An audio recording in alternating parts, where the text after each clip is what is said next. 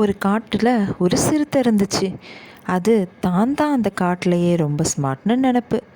ஒரு நாள் ரொம்ப பசியாக இருந்ததுனால ஒரு மானை வேட்டையாட திட்டம் போட்டுச்சு.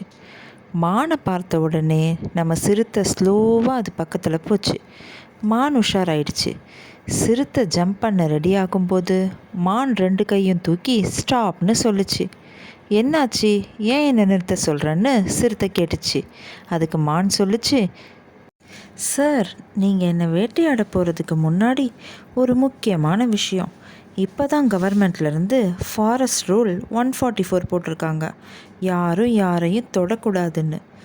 அதுக்கு சிறுத்தை குழப்பத்தில், என்னது 144ஆ, அது எப்போ வந்துச்சு அப்படின்னு கேட்டுச்சு. அதுக்கு அந்த மானு, அதான் இப்போ எல்லோரும் செல்ஃப் ஐசோலேஷனில் இருக்கோம்.